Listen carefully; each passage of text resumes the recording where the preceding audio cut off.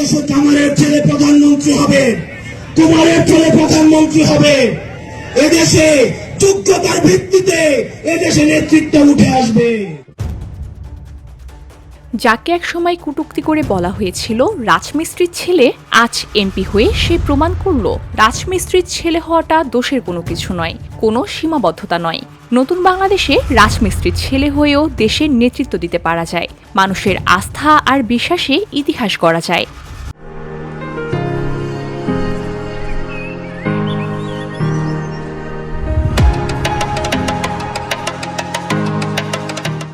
হাসনাত আব্দুল্লাহ আজ সেই রাজমিস্ত্রির ছেলে কুমিল্লা ৪ আসনে বিপুল ভোটে বিজয়ী হয়ে জাতীয় সংসদে যাচ্ছে আগামীর দেশকে এগিয়ে নিতে, জনগণকে নেতৃত্ব দিতে।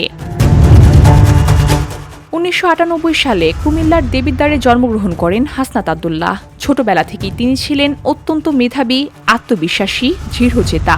২০১৪ সালে দেবিদ্বার সরকারি Riazuddin pilot model high school থেকে এসএসসি পাশ করেন তিনি। স্কুল জীবনে তিনি ছিলেন বিএনসিসি প্লাটুন কমান্ডার। শৃঙ্খলা আর নেতৃত্বের পাঠ শেখা শুরু হয় সেখান থেকেই। এরপর উচ্চ মাধ্যমিক শেষ করে ২০১৭ সালে ভর্তি হন ঢাকা বিশ্ববিদ্যালয়ের ইংরেজি বিভাগে।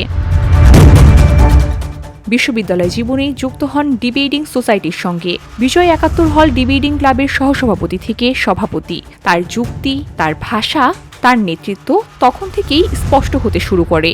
তবে তখন শুধুমাত্র বিশ্ববিদ্যালয়ের গুটি কয়েক শিক্ষার্থী ছাড়া তাকে আর কেউই চিনত না। দেশ তখনও জানত না এই তরুণী একদিন রাজপথকে কাঁপাবে। তারপর ২০২৪ সালের কোটা সংস্কার আন্দোলন, বৈষম্য বিরোধী ছাত্র আন্দোলনের কেন্দ্রীয় আহ্বায়ক কমিটির একজন আহ্বায়ক হিসাবে সামনে থেকে নেতৃত্ব দেন হাসনাত। টকশোতে যুক্তি, রাজপথে স্লোগান, কর্মসূচিতে দৃঢ় ঘোষণা। খুব দ্রুতই তিনি হয়ে ওঠেন আন্দোলনের অন্যতম মুখপাত্র।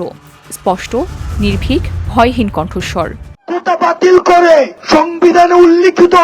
নেটিজেনরা বলতে শুরু করলো, আমরা আমাদের ক্যাপ্টেনকে পেয়েছি।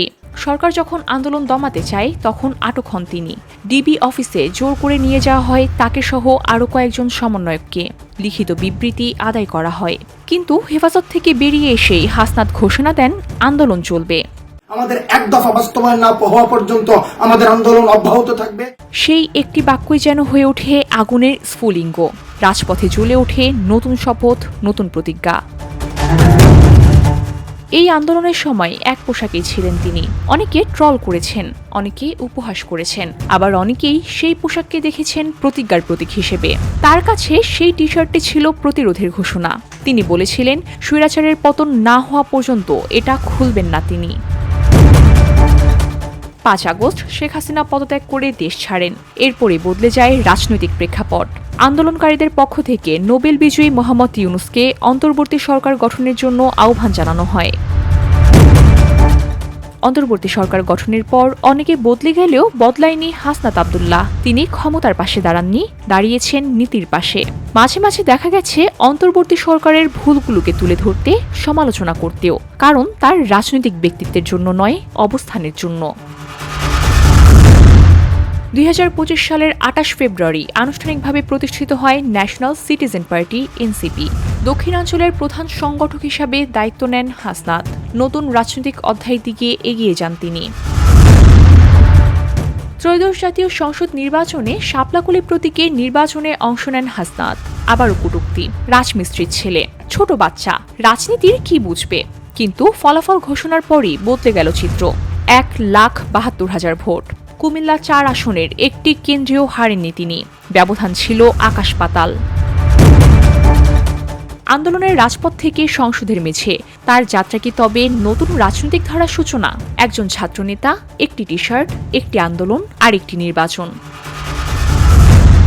হাসনাত আব্দুল্লাহ, তার গল্প কেবল একজন মানুষের গল্প নয়, এটি একটি প্রজন্মের উত্থানের গল্প। এটি প্রমাণের গল্প। স্বপ্ন যদি সত্যি হয় আর মানুষ যদি পাশে থাকে, তবে রাজমিস্ত্রির ছেলেও ইতিহাস লিখতে পারে, হার মানাতে পারে সিনেমার গল্পকে। VOD Bangla news desk.